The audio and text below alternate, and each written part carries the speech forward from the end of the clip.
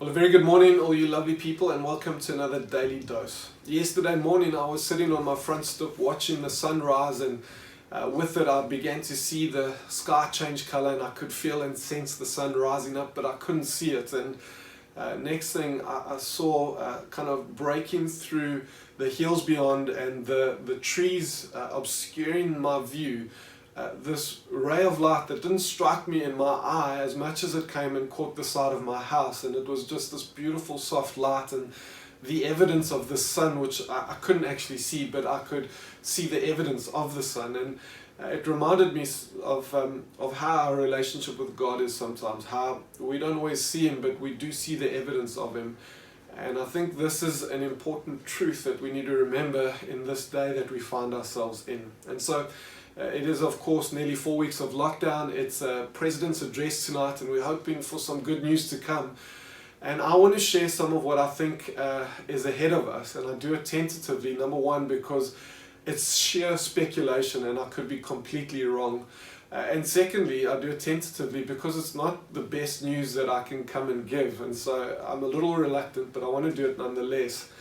And so what do we have ahead of us? Well, I think things are going to get worse before they get better. I mean that in terms of the economy. I also mean that in terms of the virus. And so the economy is going to battle, and it's going to struggle, and we're going to see more hardship come through that. But with the virus, the government has done a great job through the lockdown in inhibiting the virus, but we're not rid of it.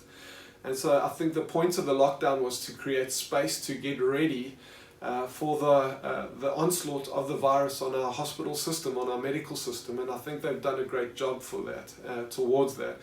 But they're also going to want to manage that, so it's going to get worse before it gets better, but it's also going to be a phased out approach. And that phased out approach, I think, is going to be to phase out the lockdown in stages. What that looks like, I don't know, but I also think that the areas that are most affected are going to be have stricter phased out allowances in their lockdown. And so I think places like the Western Cape, Gauteng and KZN are going to have stricter lockdown measures for the time being. And so I think things are going to get worse before they get better. I think there's going to be a phasing out of lockdown. I also think there's going to be contingency to put lockdown back in place, and there's going to be levels in which if areas become too hectic, they're going to put lockdown back in place and kind of separate the country out into different areas and regions and have the option to put lockdown back in place. So I think it's going to get worse before it gets better. I think there's going to be a phasing out of lockdown, but I think there's also going to be room to phase lockdown back in place. And then I think we've got this for the long haul. And so I think the benefit of what the government has done is that they've created margin and space to get ready, but it means that we are going to take a long run at dealing with this virus so that we minimize the loss of life, which is absolutely right, and I think they've made the right call. But it means that this is going to be a long time that this is going to work itself out. And so we're not talking about the short term, a couple of weeks, a month or two. I think there's a longer period of time that we're looking at. And so things are going to get worse before they get better, phasing out of lockdown, but also the option to phase it back in. And I think we've got this for the long term. And I think there's going to be restrictions on any kind of public gatherings. So if we think about it, any kind of sports tournaments or restaurants, I think they're going to be hit hard. And in our context as a community of believers, I think we're going to have restrictions on getting back together and meeting together, not just for the next couple of weeks, but for the medium to long-term future. This is some of the reality that we're going to find ourselves in. I could be completely wrong in all of this, and that may be so, but as I share it, I want to come and just say, guys, as you enter into tonight, the message from the President, let's back him, and let's be those glass half full people, and let us be generous in spirit and kind, and let's not jump down anyone's throat, and let's come into that with our hearts held back, measured and ready to respond positively.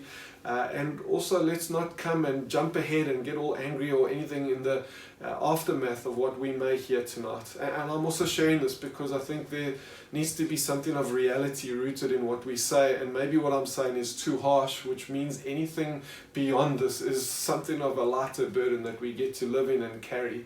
But I'm also saying this because as you lean into tonight and tomorrow morning. There may be moments where you go in, God, I don't know where I'm seeing you. Where are you in this season? This can't be carrying on, or it can't be this. And I want to remind you that sometimes you can't see God, but be reminded of the evidence of God. Be reminded of His good grace, of the food in your fridge, of the people that love you and care for you. Be reminded of the good things that you do have, the evidences of His kindness in His life. God bless you all.